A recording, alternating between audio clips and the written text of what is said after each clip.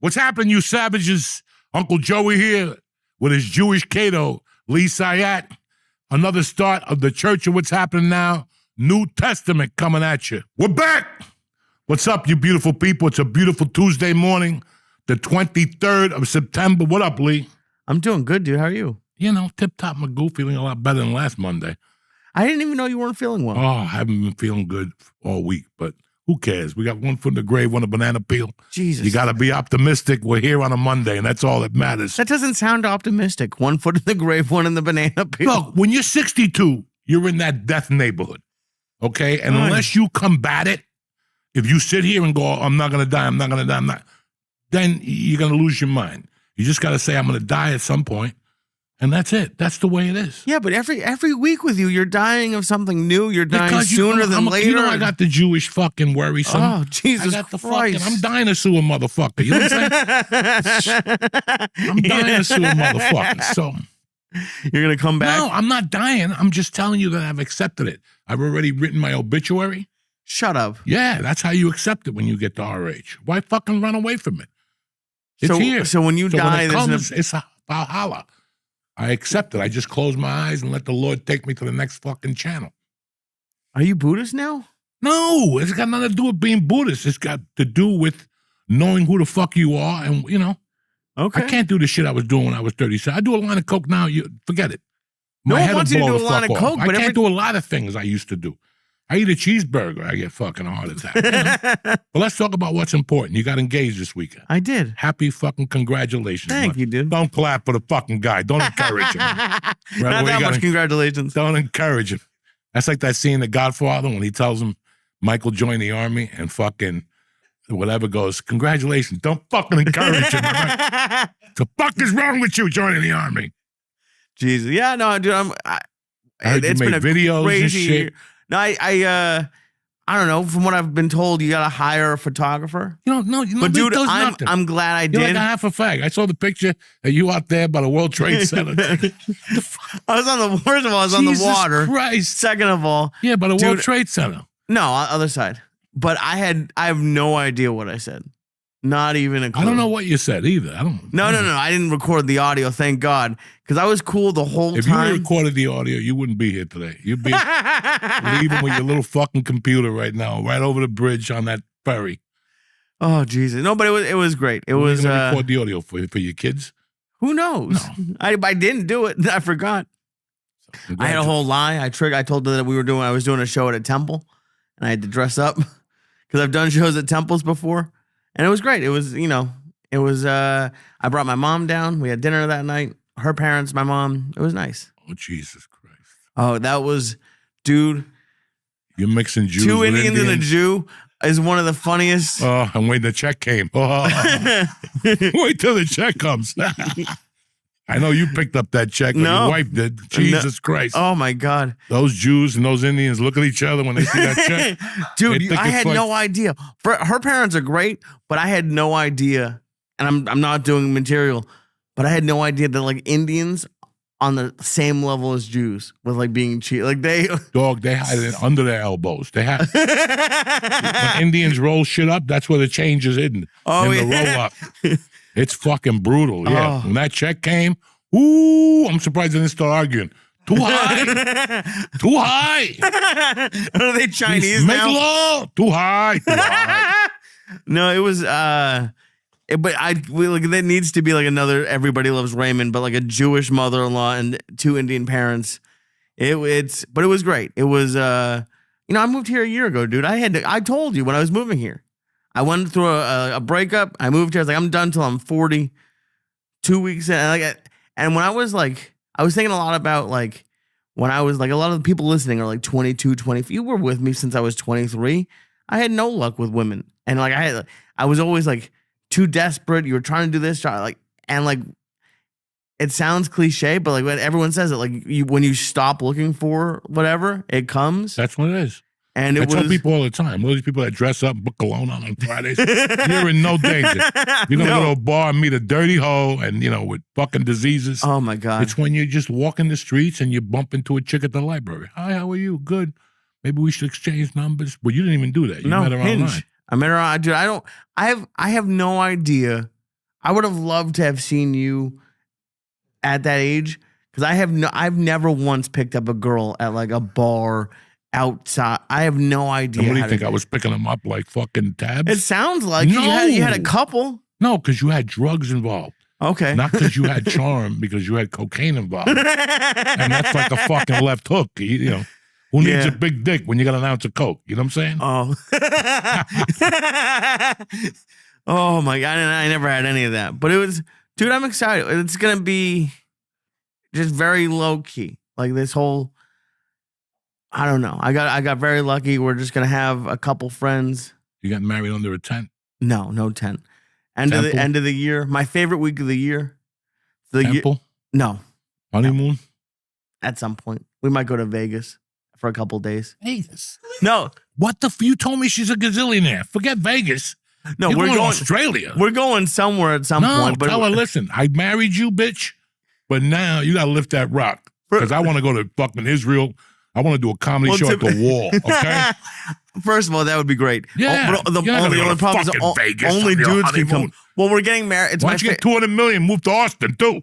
I get 200 million, I move to fucking Spain. Okay? Trust me, I don't have 200 million.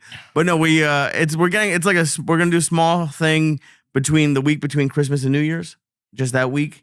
And then don't think I'm giving you off that Monday. They ain't no Monday. I already looked it up. I'm leaving. That's why I'm not doing a honeymoon. There ain't no fucking honeymoon. I'm waiting for you to die, and then I can go on the honeymoon. Unless you go to France. If you go to France or Brazil or somewhere interesting, I'll give you 3 weeks off. Oh, but if you're just going to go to Vegas, you get No, what we're doing... If you go to Israel, you get a month off.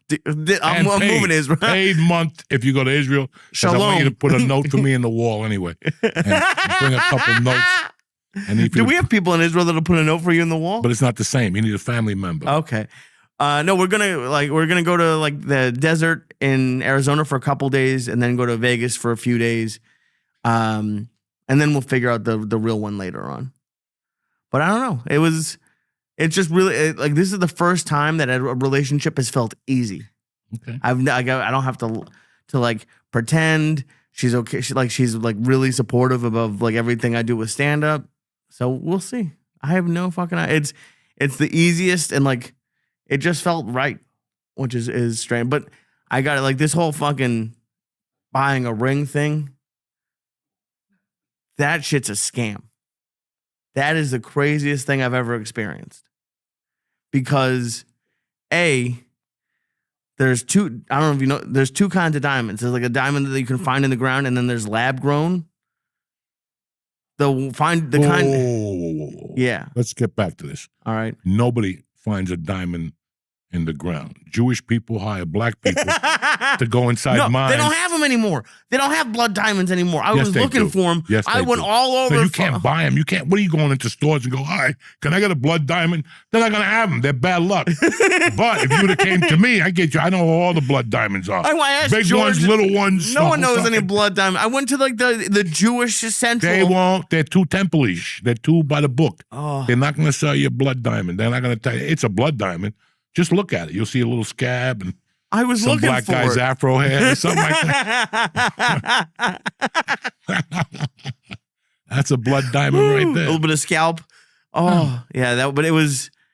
I'm really happy. It's like the first time like ever in my life that I've been happy. Like honestly, that's why I don't like you, my mom, and everyone that you're around your age keeps talking about dying, and the reason I don't like it is like I've never been happy like this. I'm like something terrible. Someone's definitely dying, and I like please. Well, it ain't me, motherfucker. I'm just saying I'm in the neighborhood. All right. There's a big difference in accepting than me not sitting here going, you know, like when you watch a movie, The Sopranos, when the guy had the heart attack and then he's as strong as a bull. Knock on wood. No, he's not. He's 75 years. He ain't as strong as a fucking bull, okay? Knock it off, okay? Right. Don't say that shit. But as long as you accept the realm you're in, that's it. I don't want to walk around going, oh, my God, I'm walking 3 miles a day, anti-aging. I'm going to be Benjamin fucking Buttons.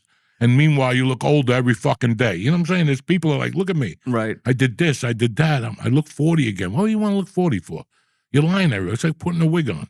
Right. Oh, yeah. People keep telling me to do that. Like what if I go to Turkey and get the hair transplant? Go ahead. Then as long as you come back looking like a Beatle, after the fucking third album, when they came back from India smoking dope with your relatives? Remember? Remember John Lennon went to India to learn the bung? Yeah, Masamaki, whatever. Masoyama. Masamaki's the one. Mahi. Well, I'm excited for you. Thanks, dude. You're going into a different realm of your life. And it is fucking different. I'm fucking 37. Because let me tell you something. Once you put the ring on the finger, everybody giggles. The Hindus jump up and down. The Jews jump up and down.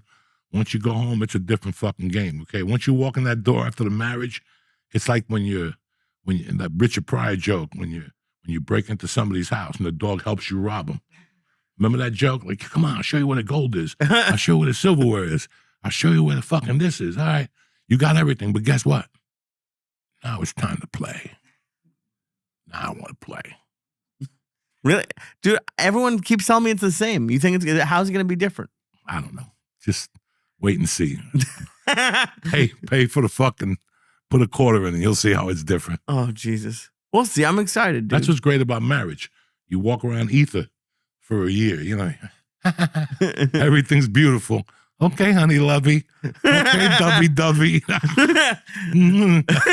Right, Rachel? Everything's good for a year. Everybody's floating on clouds. It takes you 8 minutes to come instead of 2, you know. There's roses on the bed, and then, huh? A year? 2 months. Yeah, 2 months, and then you're back to fucking, take the fucking garbage out, you piece of shit. Oh, my God. You're like, what the fuck? Right? When your grandmother married your grandfather, you think it was love forever? 2 months later, Weeze put the fucking Irish blood to him. Listen, motherfucker, you got to do what you got to do. I don't care about this football shit. You want to play football, play on Saturdays. We need food here. I got 8 fucking kids here, and you want to fucking coach football. Get the fuck out of my face. Yeah, women will put it to you, Jack. You're slipping, motherfucker. But anyway, we're happy for you here at the church. I don't know. I don't even know anymore. What am I fucking love guru? Who knows? But I'm just happy that you found somebody. Thanks, dude. Because there's a lot of people that don't find dick. And you found somebody when you weren't looking, which is what you tell people. You see these women crying at bars. I can't find the man. Don't stop looking. Stop looking. Go to the gym. Go to life. Live your fucking life. You'll meet a fucking guy at the nail salon somewhere. Yeah. I mean, it's crazy how, like, I was not, I don't want to say obsessed with it, but, you know, a chubby kid, I didn't have a lot of luck. I was like, why not me? Why? And then, like, you can go through bad relationships. And I went to therapy once, and my therapist told me that a lot of her patients, like a lot of them were like 35, 40 and up guys who just were like gave up on dating. And I when I moved here, I kind of felt like that. I was like, I'll try to get laid, but I have no interest in like having dinner with somebody. And it just sort of happened. You know that when you go through a breakup, you're like, I don't care what anyone has to say. I don't care about, I don't want to have dinner with you. I don't want to go to a movie. Like, I don't, that I've been there a couple times. And it seems fun, but then I was single for a few months and I went on the road and it reminded me why, like, I hooked up with a girl with no nipples in Saratoga. She had breast reduction surgery, which is a terrible thing to do. And then they messed it up, so she had no nipples. They took the tap off. They really did. Oh, it was like almost a tranny, but not, because it was actually a real woman. And then I met this woman in Indiana who was really nice, but she was like, it was like Love on the Spectrum, but like a little bit too close. But she was 25 and she was hot, and her thing was that she was a squirter. And she's like, I can fill a bathtub. You want to see? And then she did that, and then we took a shower, and she washed me with a loofah. And that was, dude, she was bigger than me. She was bigger than me. She was probably like 5'10", a nice, beautiful, thick black woman, but she was bigger, and she like a little bit too rough with the loofah, if I'm being honest. Like, just like I was like her kid, just fucking scraped it. Oh, it was not. It's not good when I'm single. I do fucked up shit. Oh my God. Dude, I've dated tall women my entire life because they all, and yes. Well, no, I'm not. I hate when people say short king because everyone who says they're a short king is 5'7", and I would kill everyone. I'm 5'3". Like 5'7" is not short. I know. Oh God, I'm 5'3" with heels on. With some with fucking standing on telephone books. But I've dated tall. There's a woman I was thinking about. Like you had nicknames for all my exes. My favorite was Milkshake. And she was. Then you had the abortionist. Yeah, the abortionist. Then you had she the sounds Mexican, like a magician. And you had the Mexican eye. Well, that one was that was an actual relationship. The abortionist was this woman I met on OkCupid. We went to a bar for one drink, and she told me she talked my ear off for like 5 or 6 hours about insanity. Like she told me that the Kardashians were pedophiles, and she knew this because she saw them kiss their kids on TV. And then she would tell me that she had 10 miscarriages, and finally one came out. But I was like, it was right. Oh, You met her on OkCupid. It was we both God. were.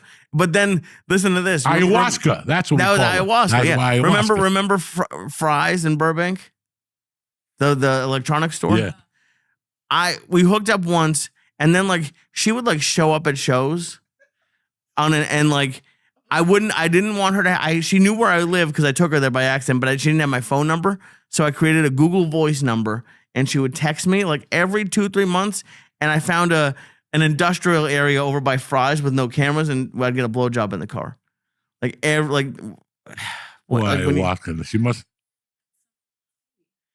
Because if I have no luck, no, they don't, except he would somehow get it. There would be someone who would know me and be like, oh, he's getting a blowjob. And send it to him. And meanwhile, it was 300 pounds in a fucking tiny fucking Volkswagen sedan with the seat pushed all the way back. And this poor woman going over the armrest. That sounds awesome. Oh, it at the time it wasn't terrible. But it was. I don't encourage him, please. Oh, there was from. No, now I find it. Now I have a good person, and I don't ever have to date. Thank God. You're an inside savage now. Someone I love.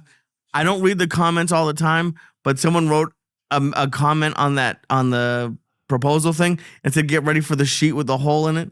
And then, which if you don't know, that's how Orthodox guys and women fuck, which is hysterical. And that I would actually kind of want to try that. The hole in the sheet. You're out of your fucking mind. You don't want to try a hole in the sheet? I'll tell you what was hysterical though on the way up here, and then we got to move racial in. Okay. It's the evening before Rosh Hashanah. It's Rosh Hashanah today. Happy Rosh Hashanah to all the Jews in the struggle. But I saw 2 Jews broken down, Hasidic Jews, in like Voyagers, like the Chryslers, because they're cheap. They don't want to fucking get a Mitsubishi or nothing. So they still hang on to those Chryslers. Right. They were broken. The car blew up on the turnpike on the way here. And they were on the side. I'm like, happy Rosh Hashanah.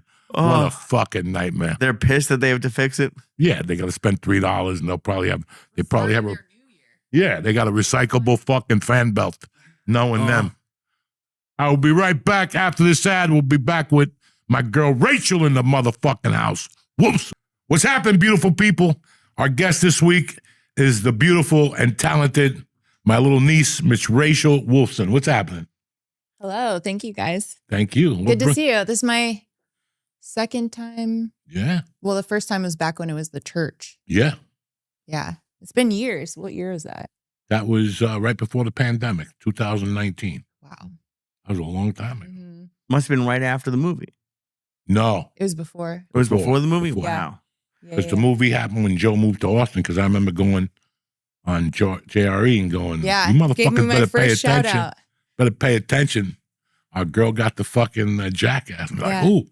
And I'm like, Rachel. Thank you, Uncle Joey. Yeah, so it was once they got down there. So we were talking about earlier. I know you, Kim, Sarah, Kyra Sultanovich. Like, I remember. Oh, wow. Kyra Sultanovich was there in 97, and I remember her being like the assistant to Adam Barnhart. Oh, okay. And Who's that? Adam Barnhart was a crazy gay guy who had a comedy show upstairs on Sunday nights. Okay. An open mic. He was very good, an excellent guy.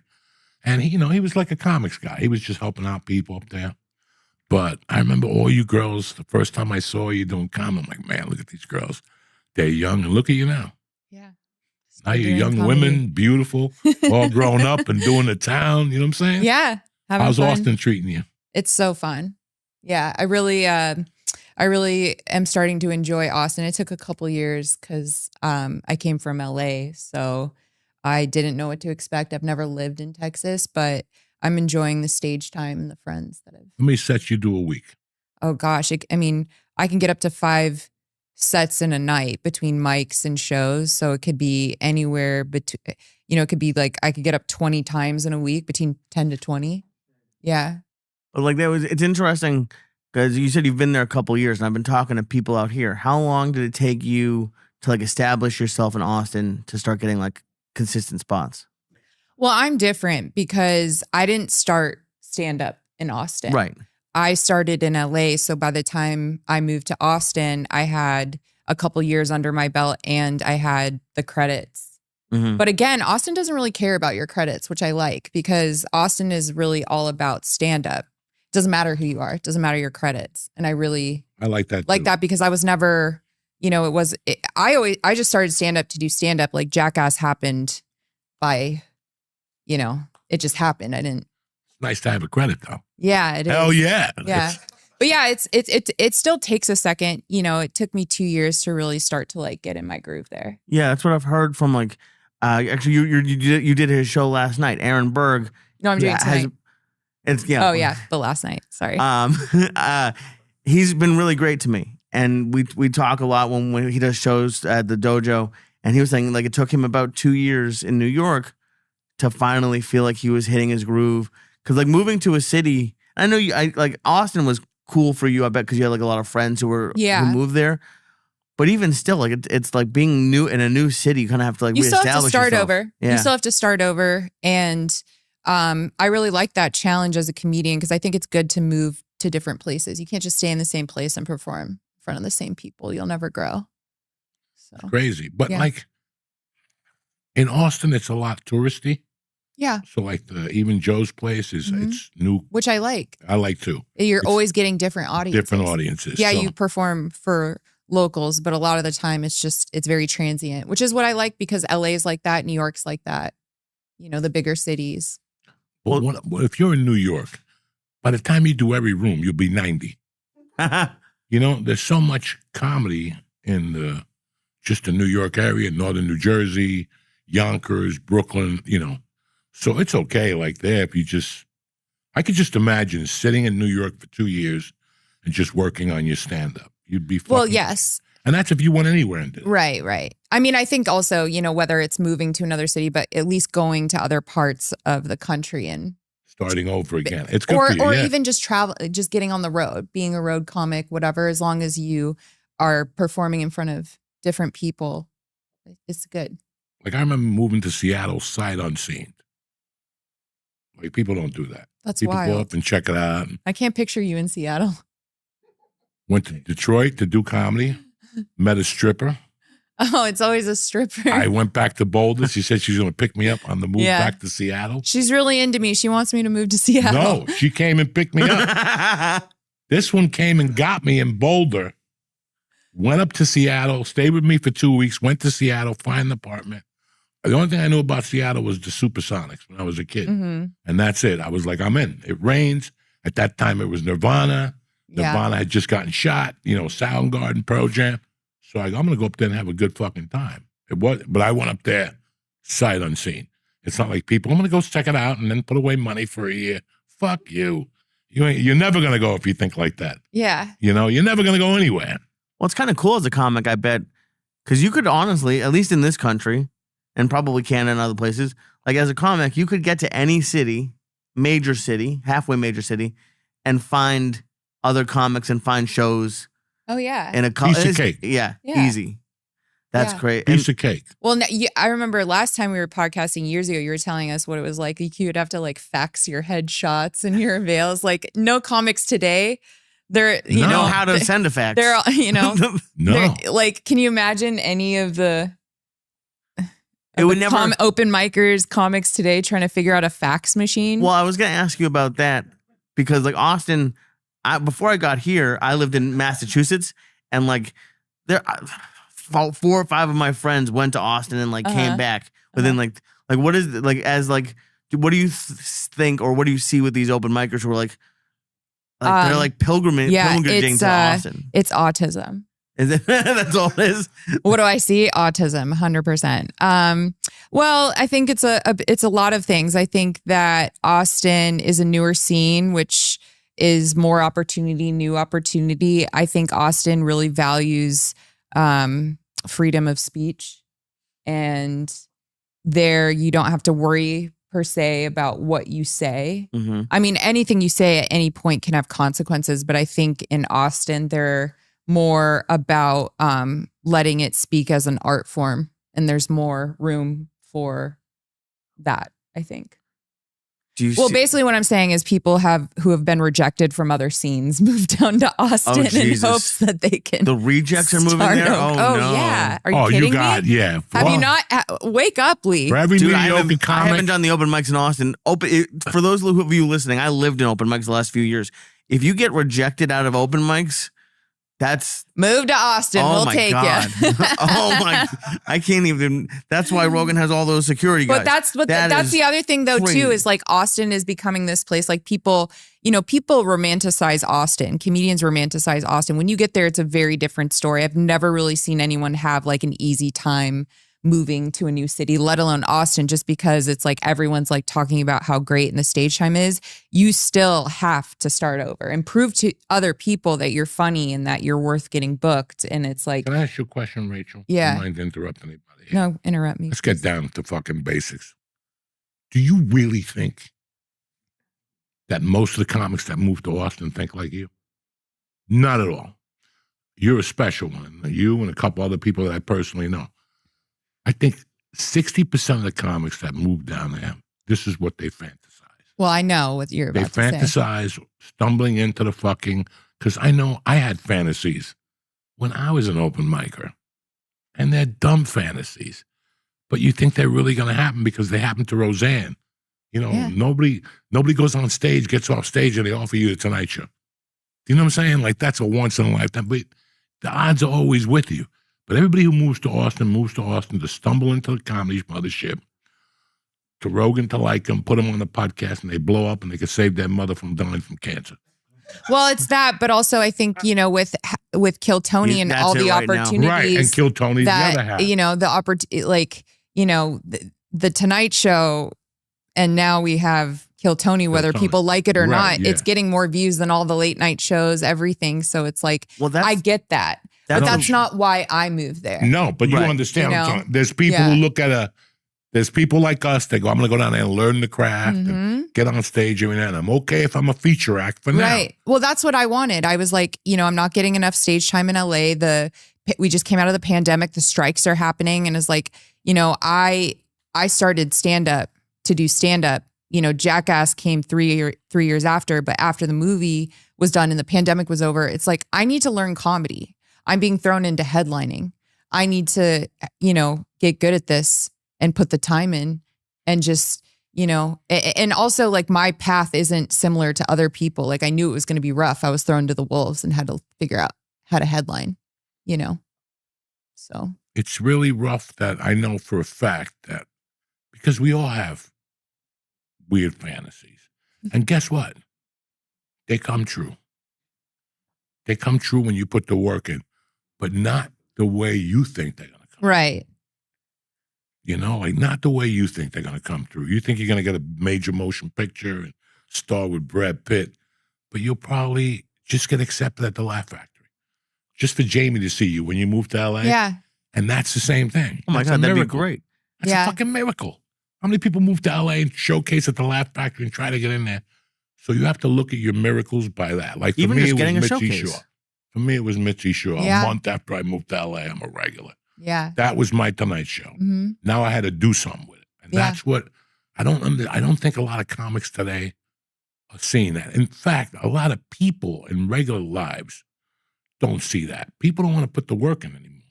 And everybody, 60% of the audience now wants to be a celebrity. Every time you go to a restaurant, there's a wall with all the sponsors. You could take pictures there.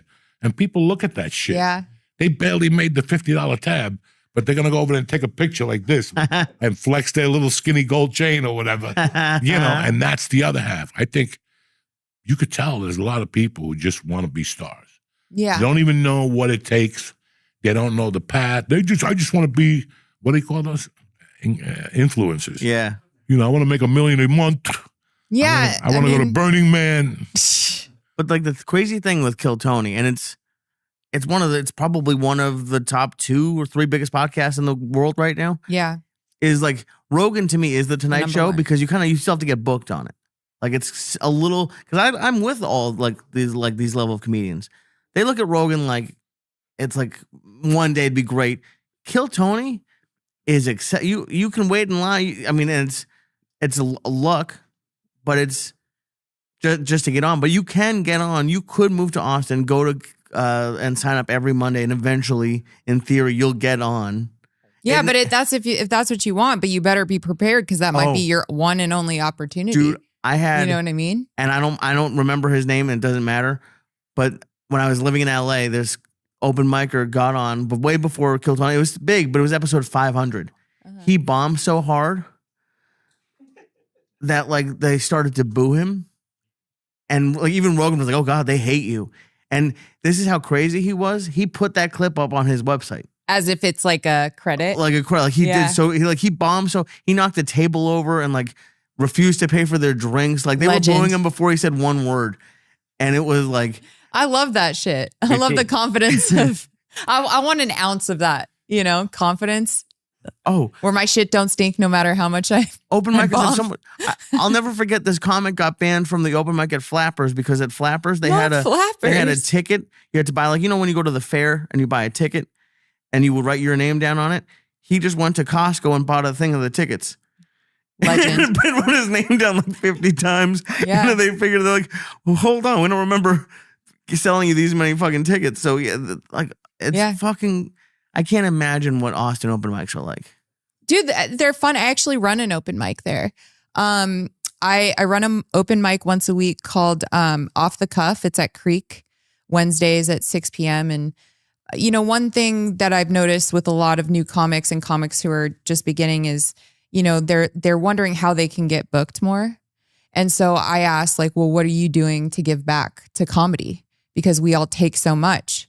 And so for me, it's not even about running a show. I was like, I want to start a mic. I want something for new comics to come and have a place to start because it's a riff mic. You pull topics from the bucket and you riff. It's like the poor man's bottom of the barrel. It's the bottom of the bottom of the barrel, but it's we that do it great. in Jersey too. Yeah, no, I love it. And I've seen, people who've never done stand up. They come to my mic and they pull a topic and it's all about, what are your thoughts on this topic? The funny will come, hopefully.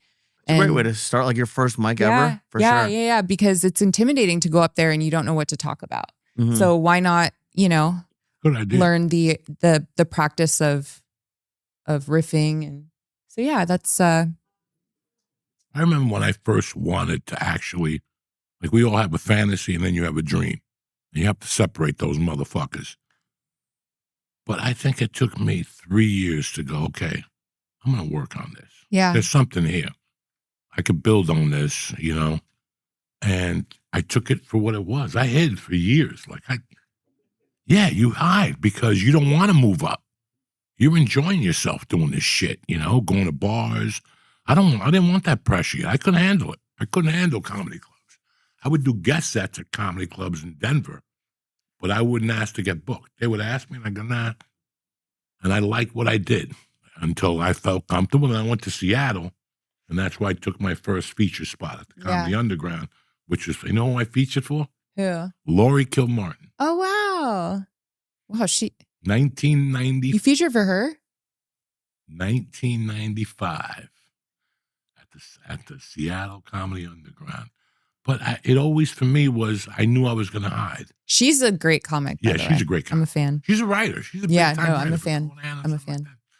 But it's just weird that I could tell in LA, I bumped into 20 guys. I bumped into one guy, Rachel, I want to beat the fuck out of. Name names. No. Met him in an acting class. Said he was we got to talking. Nice kid. And he goes, you do stand-up? Yeah. I'm going to come see you. And he came that night to the store. And when I got off stage, he's like, I think I could do that. I can do that and better than you. And I'm looking at this guy. So he went down to Hens Mitchell's clubs. Okay. Remember that one? Down on the only black club on Beverly. The guy was a man. I know what you're talking. It was Are you on talking Pico, no? Yes. It was on Pico. Are you Pico. talking about Sal's, no? Yes. No. It was That's the first time I met Chelsea it was on Handler Pico. down there. Yeah. I forget what I'm blanking, but yeah, I remember It that was on club. Pico, Yeah. And it was like, what were we talking about? Some guy said he could do comedy better than Yeah, you. he could do comedy better than me. So he said something. He goes, I'm going to go down there. And he went down there. And I saw him in acting class the following week. This guy had done 3 open mics, and he was there one night. And he got a Montreal festival audition. God damn it. Right? And he came to me. He goes, did you see this? I got this. And I remember looking at it, and I wasn't angry or anything. I'm like, because I knew. He'd only been on stage 3 times. It's not going to work out. Cut to, he's doing arenas now? Or What? no? Did he do stand-up? Did it go well or no? No, because you're always funny at the office. You're always funny at that restaurant. Anybody can go up there and be funny for 5 minutes, 2, 1 time. Now when the lights are on, there's people there with notepads and you're not prepared for that. Trust me. You don't think, I still remember auditioning, I told you, for Charlie Hill, the Indian, at the University of Colorado. I thought I was going in front of an audience. It was 3 motherfuckers with a notepad. And they were all American Indians with feathers and shit. And, It's crazy because bombing in front of 3 people hurts just as much as bombing in a almost full- more, 'cause almost worse. at or least- not knowing what you're doing. Right. I was doing comedy maybe 2.5 years and a very part-time maybe-ish. Yeah. I didn't even have the Judy Carter workbook yet. I was just still fucking, and then I still remember going in there and there was 3 people. And I still remember going to an NBC comedy tournament when networks used to have tournaments at the Comedy Works. And I signed up. I was number 18. I'd never been on stage. Jesus. I'm going to go down there and fuck these motherfuckers up. I could do this. And I remember going down there and just eating because, bro, it didn't work out for me. I thought I could do what I did in the corner by Hashways. Didn't work out. The first joke went well. They clapped. And after that, it was... Especially because at the Comedy Works, was everyone else doing well? No, guys. It was 11 in the morning. No, it wasn't. And you went up in front of 3 people. And that's what I'm saying. 11 in the No, morning? you're not prepared for that. They still have coffee cups on. A year of comedy will not prepare you to walk into it, for them to say, hey, we really enjoyed your set. Show up tomorrow at 11 o'clock in the morning, do a spot for fucking 3 judges from NBC that you don't know what they are. They could be bakers. I thought they were fucking comedy geniuses. Then later on, the guy owns a real estate shop. Oh, no. This guy rents roller skates for a living. But in your mind, you don't fucking know. You've been doing comedy for 2 hours. Right. And you went down there. There's no way you're going to handle 3 people with a notepad just staring at you. And comics in the room. Yeah. And they got NBC jackets on and Catch a Rising Star t-shirts. And you with a Pittsburgh Pirates shirt on. You follow what I'm saying to you? It's a different world. And that's what bothers me about people, that they think that they could do what we do. Yeah. Nothing. Like when people say, Will Arnett, the comedian. He is a comedic actor. Right. There's a director in the room that says, cut, hold on, let's do that again. We don't do that. We go up there, there's no rewrite, there's no fucking director saying, no, don't say that. There's no fucking, hold on, that joke didn't work. Let's do it again. There's none of that shit. That's where we come in. That's why I respect what the fuck I do. And what the fuck they do, they have somebody write them the fucking jokes. And then they do it, and it's 1 or 2 takes, and everybody in the fucking staff, ha, ha, ha, ha. He's so fucking funny. Yeah, okay. Do what the fuck we do, motherfucker. From 8 a.m. to 2 p.m., that's what, the other way around. Yeah. 8 p.m. to 2 a.m., I'm fucking throwing heat, okay? You can't do that. The rest of the day, I'm smoking weed on the couch. Yeah, me too. So you got to remember when people watch this shit, and when I see shit like that online, you know it burns my fucking bro. Nothing gets me hot online. But when I see people giving props to a comedic actor and calling him a comedian, not on my fucking watch, motherfucker. Not on my watch, because I'll go up one head to head with you. They won't even show up to do what we do. No. Do you follow me? Because if you came to me and said, hey, they want you on an NBC show tomorrow to do what they do, I'll go down there and rock with them. But guess what? They're not going to do what we do on a drop of a dime. So stop it. Right. Again, Saturday Night Live, great cast, a different type of energy. They cannot do what we do. Unless the stand-ups stand-up on there do comedians, well. yeah. We stand alone. Yeah. They go out, they go up there, and again, it's a group. An ensemble. It's Right. two It's a people. group project. It's a group project. Okay? No. We go solo. That's why that buddy, everybody keeps doing this shit on stage with two people. I don't go on stage with nobody. I don't ever want to go on stage with nobody. Right. Get the fuck off the stage. There's a Right. brick wall, a microphone, smoke, and me, or Rachel, or another woman, or another man. There's never two of us. We are not Carol Burnett and Dick Van fucking Dyke, or whatever the fuck the couples are. Right. And it's crazy, but you do have to work with them. Like you were talking No, you have about. to work with nobody. You do, though.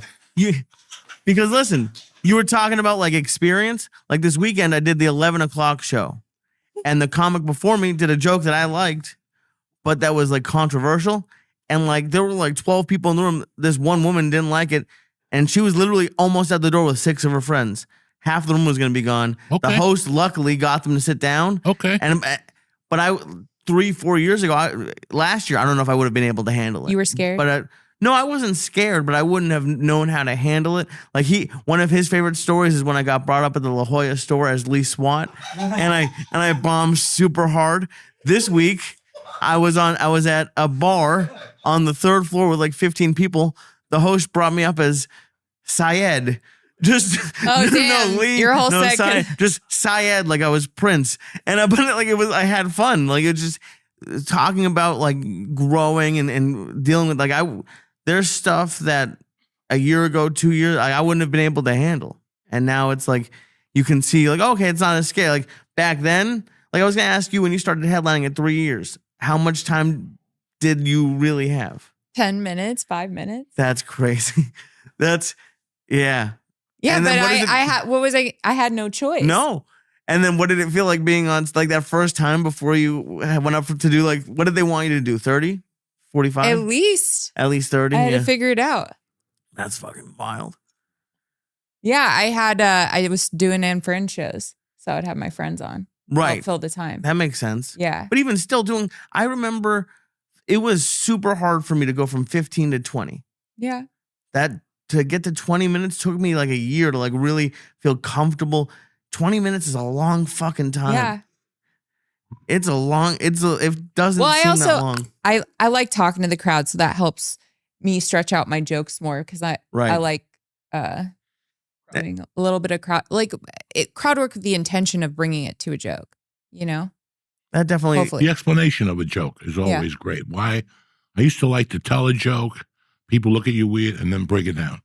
This is why. Now let me break it down on my terms. And then they kind of take the ride with you because it happens in life. But let me tell you when it happened to me. Something similar to that, you know. But stand-up is listen, here's a beautiful thing about stand-up. I've been doing it for 34 years. And every once in a while, I go, God damn, I never knew that before. You know? It's a continuing journey. When you go to plumbing school, when you become a plumber, it's 4 years to become a journeyman. 2 years, you're an apprentice. 4 years, journeyman. After 6 years, you're like a master plumber, a master electrician. I don't know what it is, maybe 6 or 7 years. And that's it. With an art, which this is an art, whatever you might think. When I get up on stage and yell and talk about pussy and assholes, and it's an art. It's an art. It's an art in itself because how many people would I put up there and have a nervous breakdown? There's people that'd rather die. Like there's people that if you take them and go, I'm going to put you on stage and give you $500,000, they'll go, I'd rather get shot in the fucking head. That's why there's Toastmasters, all those clubs, so people could practice public speaking. Did you know that? A lot of people don't know that. Public speaking, if they do a survey every year and it's number 1 or 2 on the list, What's your biggest fear? Yeah. Public speaking. But I was like that when we met. I didn't want to be on the podcast.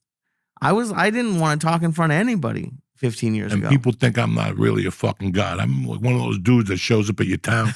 You bring your little fucked up kid to me, and I put my hand on his head. When Lee came to me, he was all fucked up. I put my hand on his head. The first night I had him with a hooker, with a black eye at the Ha Ha Cafe, and he took her across. Is this true? Yeah, I introduced, but he So it didn't know wasn't she the was a first- hooker. oh. He didn't know she was a hooker. No, well, thanks for telling me. Dude. I didn't know she was a hooker either, I thought fucking you Lee. did. All right. So it was like we met, and like the first 5 or 6 times I would just go hang out with him. He would close out the old Ha Ha Cafe with like 4 people, and it was awesome. I was having like the time of my life, and we would sit at these like patio furniture chairs outside. Remember? And he would smoke Yeah. cigarettes and eat Mike and Ike's. And one night, this woman just kind of like sat down. Like this is on Lankershim Boulevard, which is like sort of like Main Street of North Hollywood. Like people would just walk up and down. And this woman just sat down, and she had a bandage around her head. And I was, dude, I was 23. I was 23, and I didn't know what the fuck was going on. And She's like a present wrapped in a bow. no, it wasn't a bow. It was white and dirty. And this fucking asshole, this woman gets me talking, and I didn't know yet that you always had to have one eye on where Joey was. She's talking to me, but I don't remember what. And I look back, Joey gone. He just gone. I don't get between love. Yeah. You know what I'm You're saying? welcome, Lee. I Meanwhile, don't get in the middle of love. Here. oh, welcome. meanwhile, this crazy lady, she was telling me, You're looking for a girl with a good head on her shoulders. it was barely on She's there. got a head. Oh my on her God. shoulder. But how I really lured him in, I didn't lure him with the chick because at the Ha Ha, a lot of people don't know this, but let's tell the truth, Lee. On Friday and Saturday night, the hot dog man at the corner, that motherfucker made you your favorite hot That dogs with wasn't that pineapple early on. on, but that hot dog. Nah, was don't be lying. You all my right, buddy. maybe a couple hot dogs. But yes, They used to have pineapple until it gave on you your food hot poisoning. dog. What else? Yeah, I got food poisoning. No, that was, I did that one was, day. Yeah, that but was it's so that- good. That was a sad day when I called him because everyone. So we're going between story, but this dude had a cart, a van, and these bacon wrapped hot dogs. Which, if you haven't had a Mexican bacon wrapped hot dog, you really need to get one. They put mayo, which doesn't sound right, but they put onions and peppers. And he would call me and just pick me up, and we'd go to this dude. And he probably was by the Ha Ha. Yeah, he was But- across the street against the fence. And they had like a happy That's where all hour the best sign. restaurants And he are. would put a table out with all the fucking salsas and the cheese. And that's how you knew you were going to get something because people just putting their hands on there Oh, yeah. on the way out of a bar. He got there at 12. And then one night I was like, dude, let's go get hot dogs. He's like, no, bro, we can't go there anymore. I went last week and I fucking puked my brains out. No, that was not. I remember I did that show at the Improv, and then we all went there to celebrate. And the next day I was puking blood and shitting animals out of my ass. And fucking Mexican bacon with cartel shit on it. Dude, that happened a few times. Rachel, do you know the thing with Joey is that they like don't text him? Have you What do heard you that mean? rule about him? No? Okay, that used to be a rule.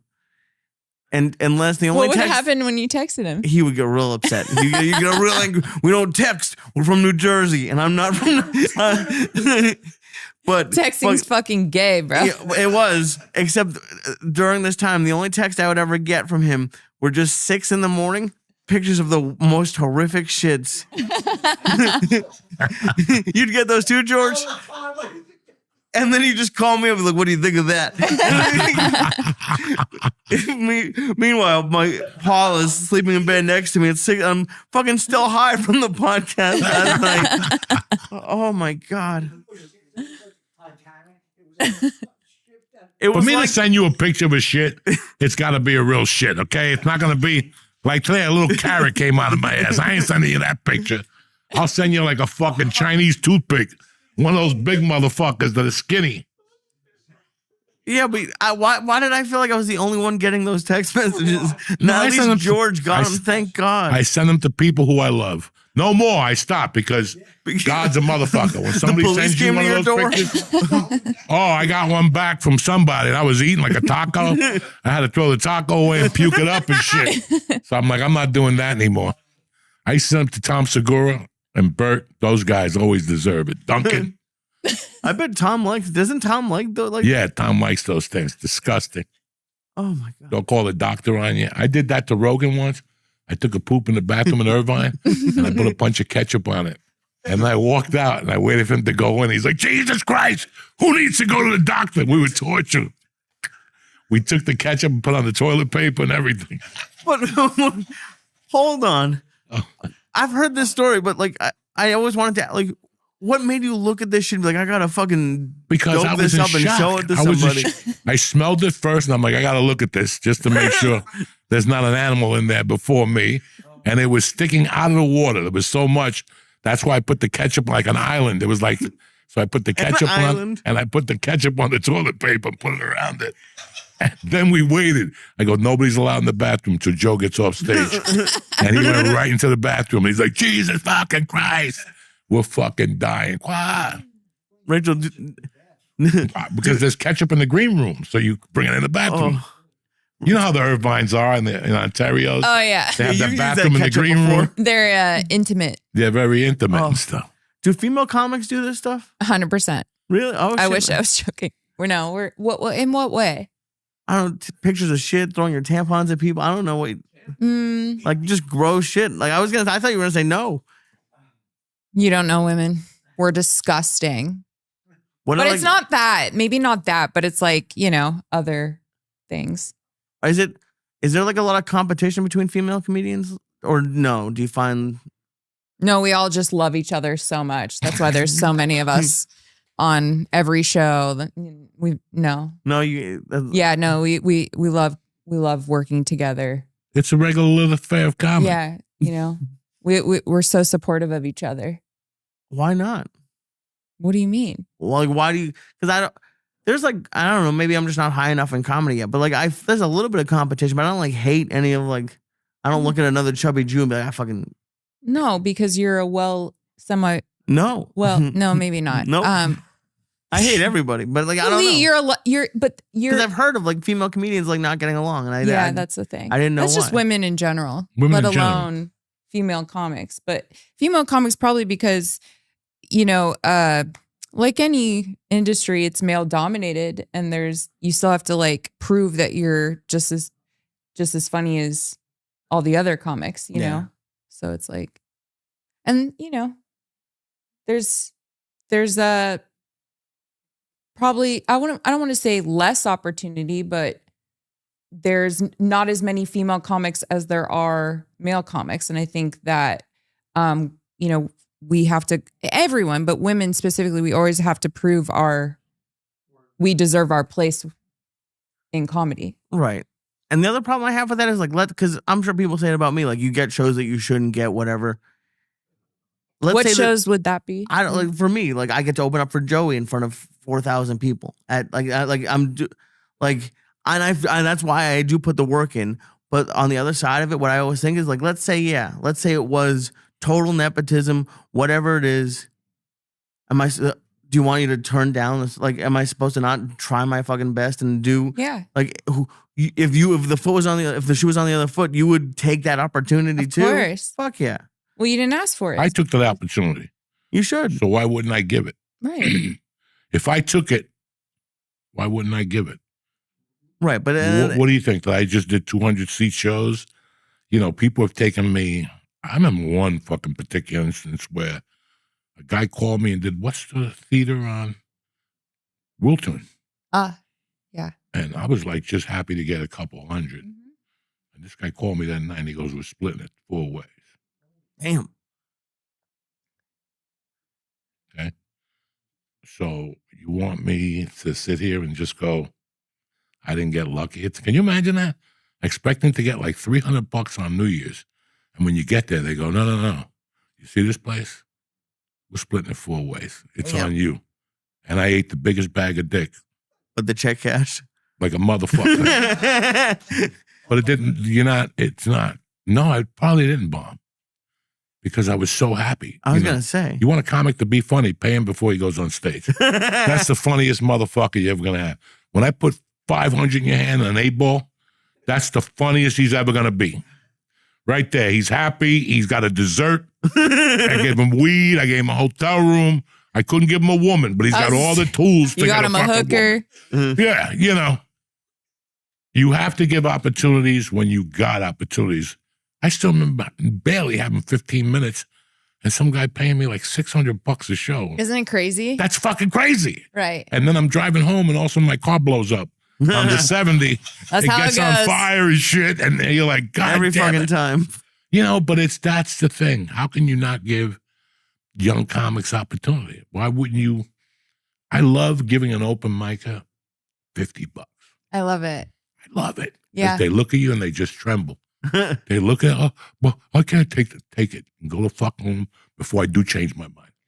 Yeah. Well, that's why that's one of the reasons why I started this mic. And last week I had, I paid a photographer to come and take headshots of all the comics, because when you first start, at least in LA, they're like $400. Yeah. You get scammed multiple times over. It's not even a real photographer. He wants to fuck you. And like, it's like, fine, but It's a are the fucking shots nightmare. good? Like, That never happened to me. well, I got plenty of headshots and no one ever did anything yeah, creepy to well, me. That's a great you got idea. loofah'd. Thing. I So. did. People still ask for headshots.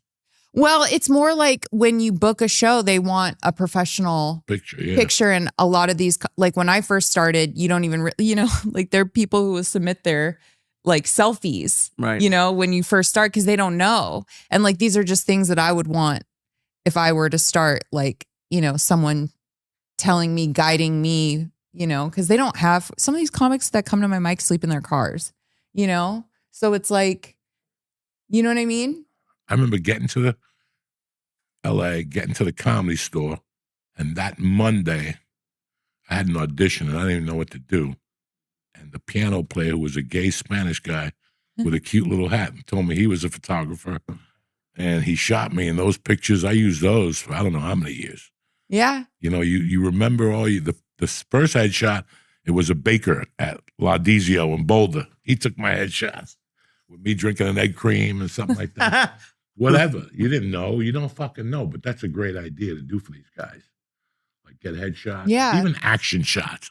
Because I don't even know who needs a headshot anymore. Well, no, just like, a professional photo. Oh, do they ask for it? Know what I They mean? ask for a headshot and bio all the time. All the All the time. clubs and everything? All the Mhm. clubs, all the booker, even like for like bar shows, they want a headshot of And you. the problem is you want to have a headshot, because I can't tell you, whenever I have this one like really fat picture of me, and whenever people don't ask for a headshot, that's the picture That's they the take. picture they'll take. So like, no, damn, like, yeah. you gotta have it. Yeah. So it's like, these are just things like whenever, now that, I'm a little bit further along in comedy, people starting now, they're just so lost. And it's like, when you start comedy, it's scary. It's intimidating.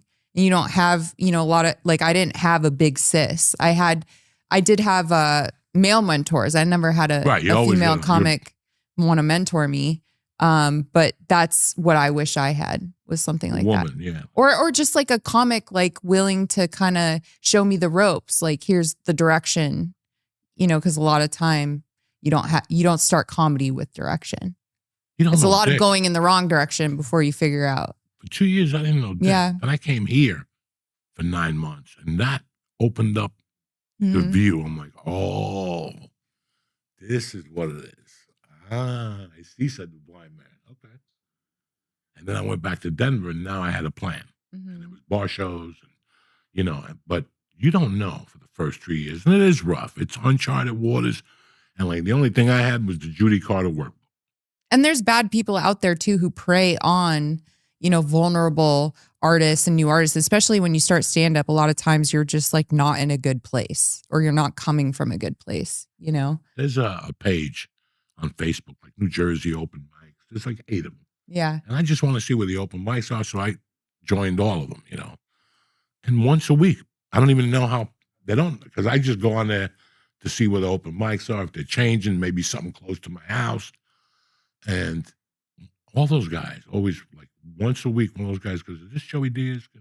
Why don't you come to the open mic and coach us? And I'm like, I can't coach. I think that's where I first met you in person, was at the Fourth Wall. Yes. I saw both of you there. Yeah. And I was like, oh, wow, Uncle Joey does open mics. I was like, well, then I got to be doing open mics for the rest of my life. Yeah. And so I never stop. I'll never stop going to open mics. Yeah, you have to I don't go give to a open fuck. mic. I don't give a fuck. If you're a comic and you're like, I don't do open mics, then I don't respect See, you. for me, I didn't have to go to open mics. I had something better. What? Mexican rooms. Well, that's also That like was we have training. that in LA and That But was that's a level Felipe, of open mic. exactly. Edwin, Exactly. George Perez, Exactly. Rudy Moreno, God rest his soul, gave me a lot of money all those years. At $35 a set at the Brave Bull, it's still that motherfucker. Well, took care Felipe of is me. one of my first. Yeah, he took you on mentors. the wrong. Yeah.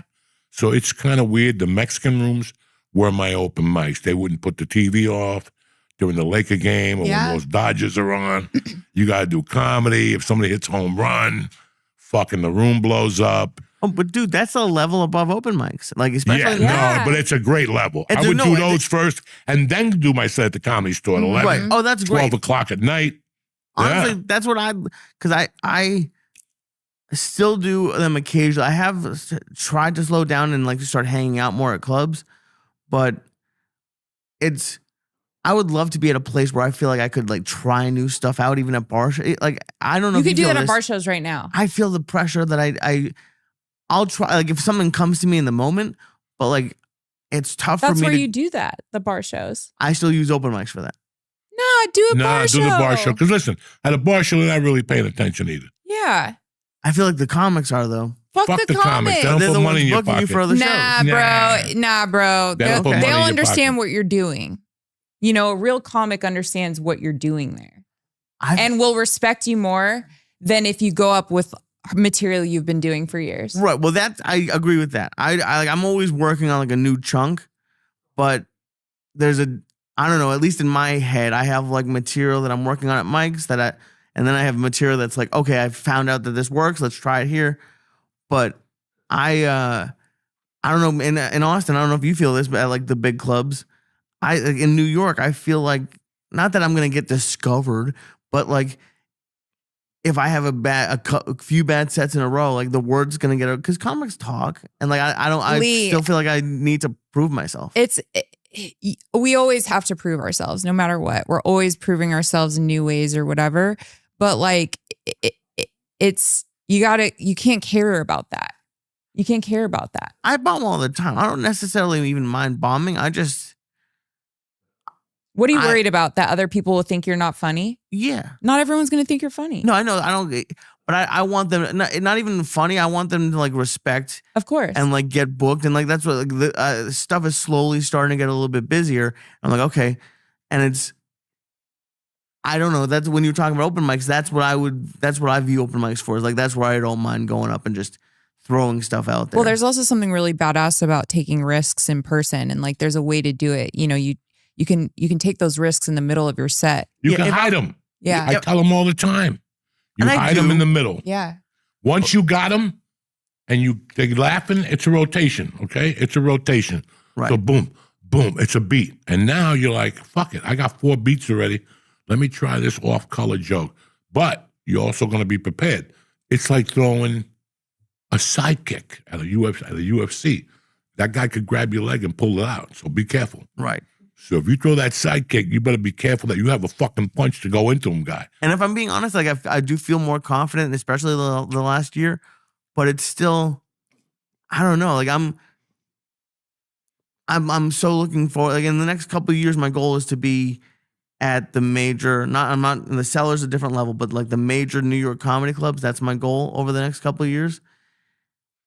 And that's when, I don't know, in my head, I'm like, that's when I'll be able to go to bar shows, and those are my open mics then, is when I can say I'm doing 3 at New York and 2 But at the Lee, you're state. already there. I'm not there in the clubs yet. No, you're already at that point in your career where you could be doing that. And the clubs are just around the corner. You don't know. I'm not in a huge rush. They're around the corner, my friend. And it's Lee, you're hilarious. well, I appreciate it. I bombed super hard at St. Mark's That's the other night. That was okay. fucking Bomb, fun. bomb Oh, as I know. much as you want. It's a like fucking game of percentages I respect anyway. you more for I'm not bombing than Yeah. going up with the same material for Oh, yeah. 10 years, I'm not which also complaining. happens. I'm just honestly, it's to the point.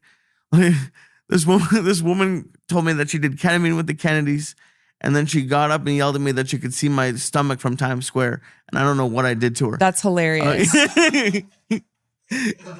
I don't know what the fuck I said to her. It was crazy. It was right after the dojo.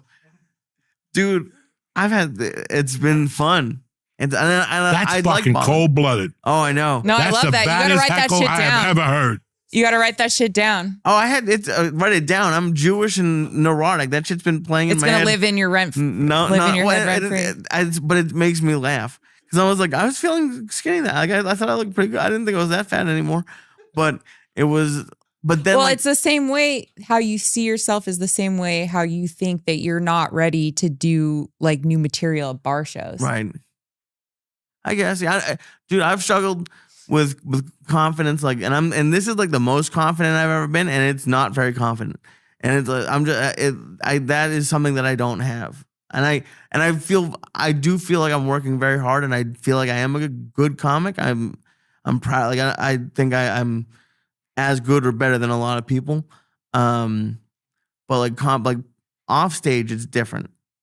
Like I almost wish I could live my life on stage. I'd be a fucking pimp if I could, like if that was the person that was out in the real world. You have to realize that I tried a little bit with women, and when I was like hitting on women, that's when I would just pretend I was on stage and like fake it.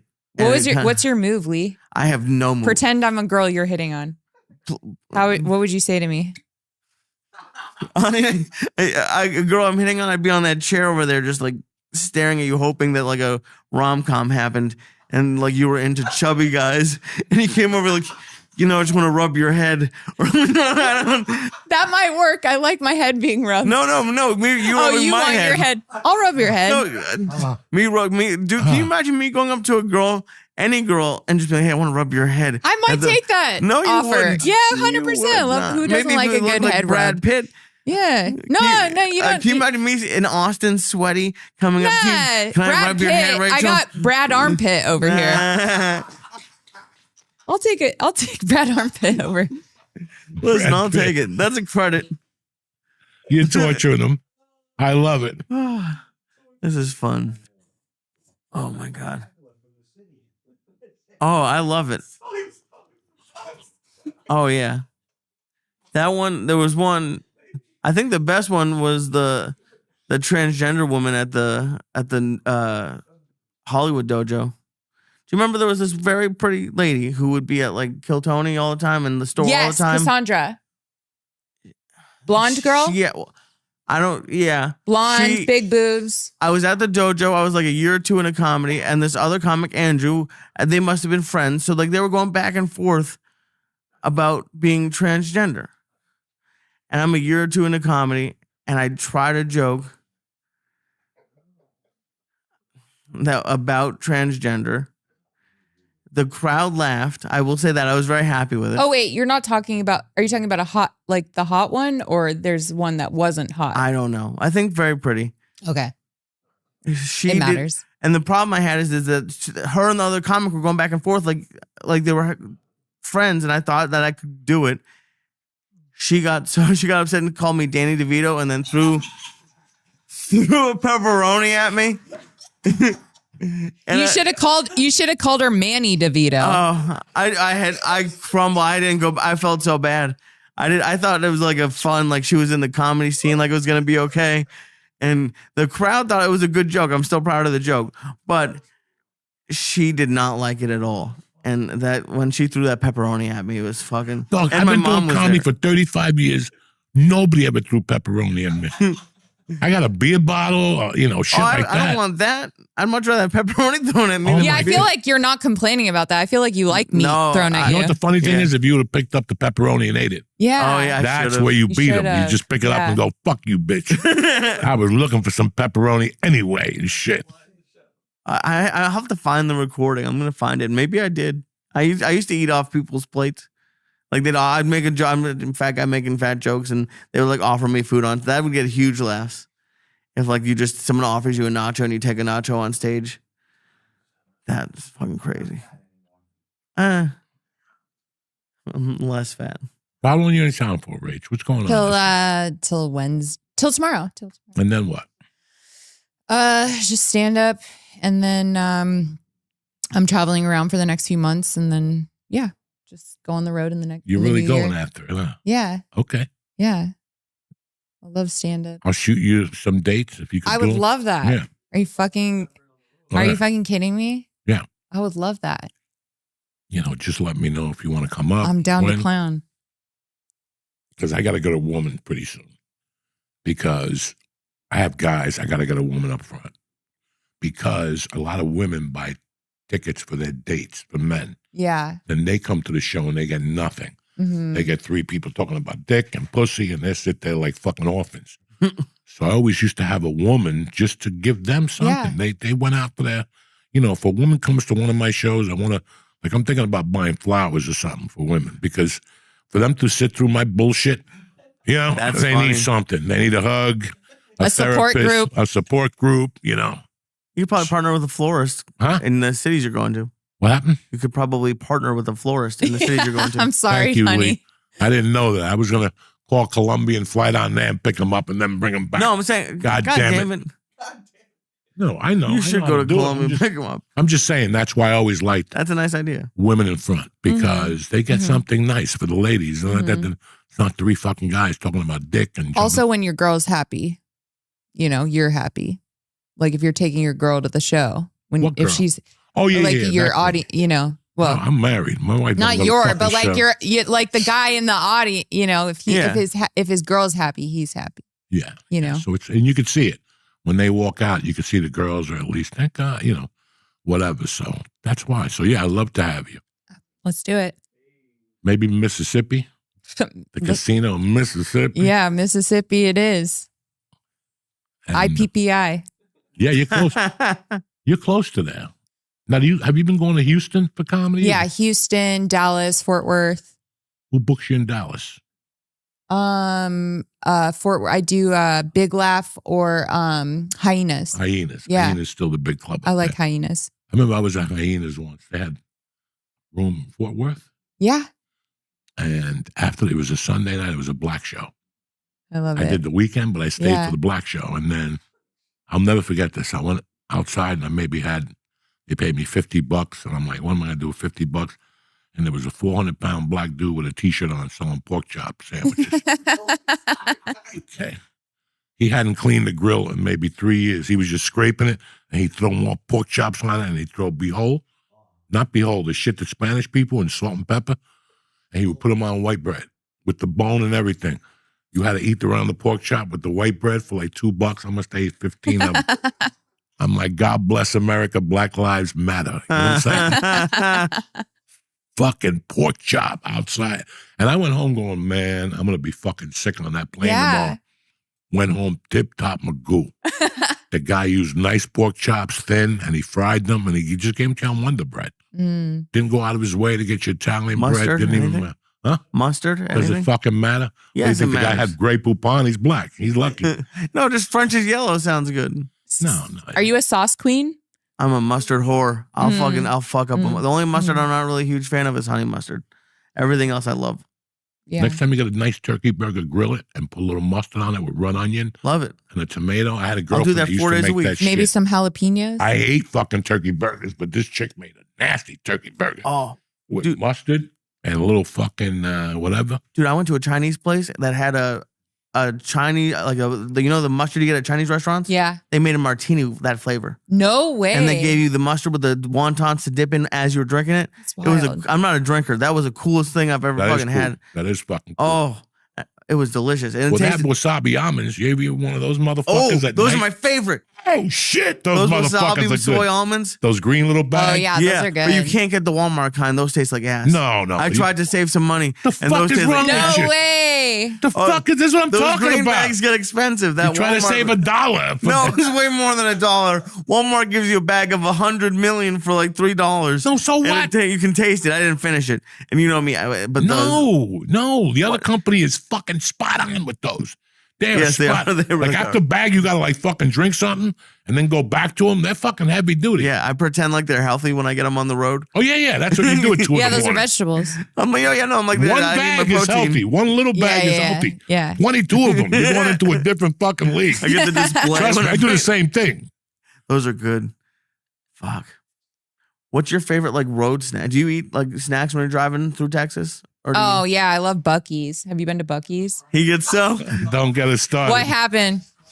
I was gonna wear the sweatshirt today, but I didn't want to get yelled at twice. Just because you go to Buc-ee's is good. He's 38 with a fucking Buc-ee's We're shirt the same on. age. Do you have any Buc-ee's merch? Are you kidding? I have boxers. I have like lounge pants. I have workout shorts. I have 2 pairs of sweatpants. I want to get the slides. Like I love Buc-ee's. I want to get married in a Buc-ee's wedding dress. Like I'm not. They have them. They have them for sure. Listen, the food's okay. I have a Buc-ee's thong. I got a Buc-e's garter belt. I got Buc-ee's tampons. Like I want Buc-ee's everywhere. You got Buc-ee everything. I want Buc-ee's everywhere. You're all bucked up. Yeah, I'm bucked up. Yeah, you're all bucked up. Yeah. Yes. Oh. Yeah. I'm not bad. I'm going to Buc-ee. He made fun of my sweatshirt because you're a grown man. But literally, you got like Captain Video on there or something. If you go to I'll be around the country and they'll be like, Buc-ee's. If you wear this in Texas, I'm like fucking whatever it is, Canelo, wherever in Mexico. Like it is, they love Buc-ee's. Yeah, dude. I can't fuck with Buc-ee's. When so let me buy a Buc-ee shirt so I'm liked. Yeah. Who gives a fuck? A little bit, dude. At least she's got underwear. Nobody knows to know what's under there. You keep telling me I'll wear those on the outside. Places and they're gonna be like, "Can I touch it? I've never met a Jew before. I'm trying to be a friendly Jew in a Buc-ee sweatshirt." Well, that Buc-ee's ain't gonna make any. It might as well put a Buc-ee shirt. Honestly, I looked like the Buc-ee's logo growing up, so I'm very I feel very attached to that brand. That's a cool. Rachel, you're a cool motherfucker. You really are. I felt great having you today. Thank you so much. When I saw you were in town, I'm like, you know what? I'm going to give her a holler. Just wanted to see you, you know? I love when you call me Uncle Joey. Yeah, I call you and you're like, call me he checks more up on me. Yeah. I just call you because you're fucking family. You know what I'm saying? I love it. You're family. I love you, Uncle Joey. I'll never forget one time just Kim Condon moved back to Orlando, right? And I go, Kim, I'm doing a show in Miami. Do you want to open for me? And like 2 hours later, I look on Twitter and it's like, it's always a good day when Uncle Joey calls you for breakfast. And I'm like, these are my girls. Yeah. We love you. I love those girls. And the crazy Jewish Puerto Rican. Let's fucking go. She's on her own. Sarah? No. Yes. I love her. Because you have yin and yang there. Yeah, no. Kim. They're great. They're great together. That's one of my favorite. And I feel like I'm like a combination of both of them. So when you get the 3 of us together, it's like, it's so girls, fun. Man. It's good to see that you guys are still, see, how many fucking girls went through the store? No, I'm telling you. With the bull. That's why I'm saying to you. Every month, a hot girl came. Do you remember Barbie Orr? No, I didn't. That was way before my your time. time. She'd come on Sundays in a Porsche, and she had fake tits, but the vein went through the tit like a bodybuilder. Oh, my God. Like she was a bodybuilder. Now, she really wasn't a bodybuilder, but she had the tit, and the doctor cut the vein wrong. So the vein went right through her tit, and it was like cut. She was cut. Tits were like little hard balls, like little Spalding balls. So that vein, she was thin. But like, he was a girl that came. There were so many women that called themselves stand-up, and they come up one day a week, and there was always bullshit. And then you saw the girls that were there battling it out, fucking getting hit on every night, fucking tortured, have to follow this. And you look at those women, after a while, man, you start respecting them a lot more. You're like, any guy could do this till 2 a.m. Look at these women, still banging it up here, fucking hanging out, trying to get a fallout and shit, you know. We love it. It's We're a addicted. different fucking world. So yeah. I really appreciate you. And I appreciate, like, when you were working with Felipe, like, you had this little buzz, Wolfie. So I really appreciate both of you guys. Have always supported me since I started. Yeah, man. Listen, you're like daughters now. You guys are like daughters. Like, I got 12-year-old. I told you till I had a Punisher, and I feel fucking terrible. But what am I going to do? I got to do something. I don't yell at her. I don't hit her. You know, I give her what she wants, and then, this shit. So I was like, you got to go down for 2 weeks, and we're taking all the makeup now. Now you're done. You want to dress up But when she gets older, she'll appreciate that, because now looking back, I appreciate the times when my dad was hard on me. Yeah, no, you have not. I'm not fucking kicking her in the stomach and calling her a bitch or nothing. Not even close. But, When I caught her, I didn't even say nothing. I went and took a shower first, so cooler heads prevail. Because I was upset because I didn't tell her once. I didn't tell her twice. My mother told her twice, and then I told her again, Mercy, you're too young, baby. You could do this stuff. Just don't put that on your eyes, because I'm going to get a call from the school that I'm allowing Wonder Woman go to fucking school with that white shit on your eyes. So today when she was putting it on at school, and she forgot to take it off. So when she came in, I was sitting there with my wife, and I just looked at her, and I'm like, God damn it. And she had forgotten until she started talking to me. I could see it in her face. And I remember looking at her, I go, Mercy, you put that on your face. And she's like, I'm sorry, Dad. I just didn't say nothing. But it reminded me when I was in the 8th grade, I was walking home with a kid that smoked. Bad motherfucker, yeah. Smoking, coughing, smoking. And all of a sudden we look up and his mother was right there. I'll never forget that. And he went to spit the cigarette out, but the cigarette stuck to his lip. And his mother's like, just make sure you're home for dinner. And he's like, all right, I will. And the cigarette was there the whole time. She didn't say a fucking word. When he got home, his father was waiting for him with 6 cartons of cigarettes, a box of tobacco. They gave him everything. He had to sit there. They still have pictures of him. Fucking. Puke all over the table. They made him smoke fucking till from 3:30. He smoked till like midnight. Yeah. Well, now he's dead. Oh, well. He died shortly after that. Dead. So hopefully I'll see you next week. Oh, yeah. And I got to tell you something, man. I've seen you grow up. You look beautiful. You've Thank grown you. up to be a beautiful woman like a Ally McGraw. You're like a 70s fucking heartthrob. You know what I'm saying? The hair Thank is you, beautiful. Uncle Joey. So I'm happy you're still doing this. I'm very proud of you. And I'm happy you stopped by and got a shot and tortured Lee a little bit. Brad Armpit, that's fucking hysterical.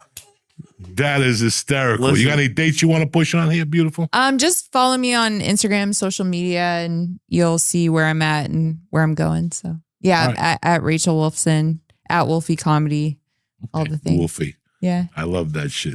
Wolfie is Eddie Munster's teddy bear. Oh, I used to date a girl that her vagina looked like Wolfie, the teddy bear, and I said it on stage. And Yeah. I didn't know she was in the OR that night, and she got offended. Yeah, that's where my name comes from. It's a tribute to Wolfie. that, Uncle Joey. I love Wolfie. Where you at, Lee? 2 big shows this week. September 26th, I'm headlining the dojo. George got the poster. It's going to be a great show. Go to tiffscomedy.com for that. And then Wednesday, I'm going to be at the New York Comedy Club, Upper West Side, doing stand-up on the spot. So Look at Lisa. a lot of other shows around the city this week. Yeah. It's a busy week. But those 2, I'll be in Brooklyn. I'll be in Greenwich Village. So a lot of shows this week. Very excited. I'll be in one place. Wednesday night, I'm in West Nyack, New York. The wait list is still there, and I'm back there all October 8th, but we'll get to that. Just focus on this Wednesday. Besides that, I got Dick. I got November 8th, D.C. at the casino. Yeah, Levity Live. I got, no, that's not the casino. The November 8th, it's at, where the fuck is it? D.C. something. Who gives a fuck? DC. Virginia is December 5th.